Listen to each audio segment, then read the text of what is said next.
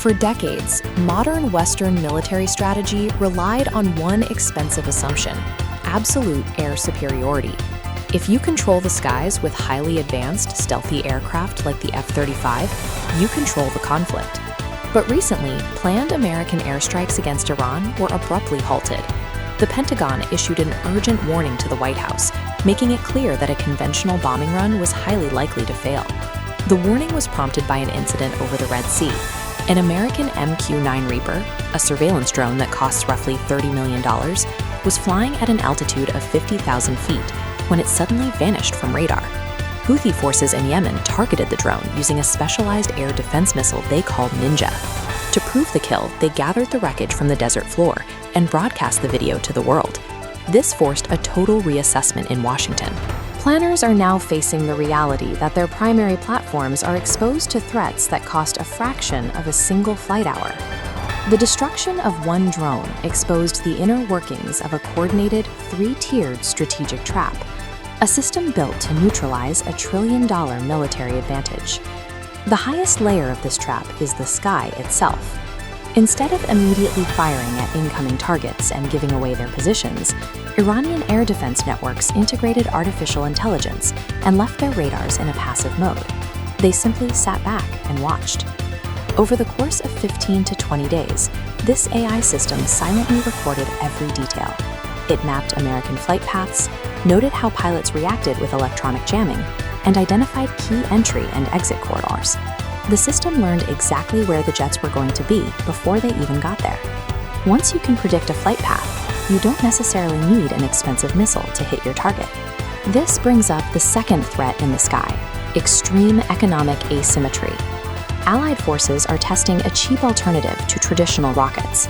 They attach 7 kilograms of explosives to a $300 consumer-grade FPV drone and fly it directly into the path of a $30 million troop transport helicopter.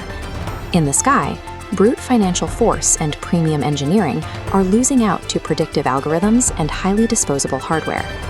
Dropping down to the surface, the trap uses geography and extreme mobility to shut off any potential marine landings or ground invasions. If troops attempt to land via cargo planes or helicopters, they face desert camouflaged sniper units buried in the sand.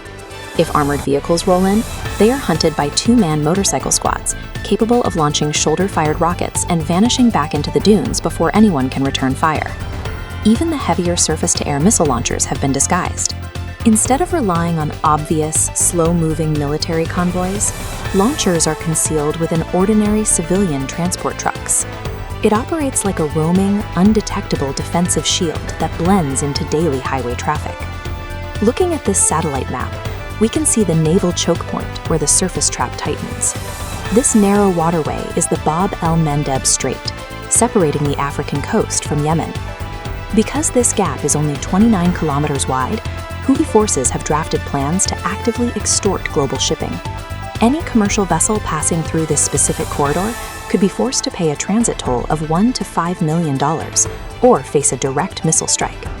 By combining highly mobile ground units with physical control over a mandatory shipping lane, this strategy turns local defense into a global hostage situation, directly threatening 10% of the world's daily trade. The third and final layer of this trap sits far below the surface. We're talking about subterranean facilities buried 500 meters deep into the earth. This diagram illustrates a critical physical limitation of the US arsenal. Even the most advanced, heavy-duty bunker buster bombs max out at a penetration depth of about 100 meters.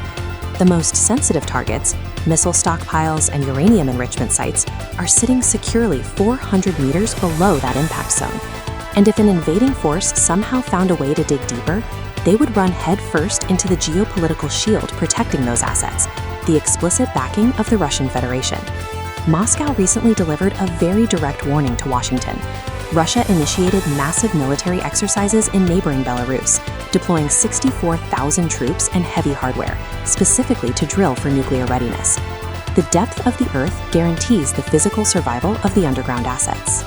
And the open alliance with Russia guarantees that any military attempt to force those bunkers open risks sparking a global nuclear conflict. Zooming out, the reality is slowly setting in for leadership across the US and Israel.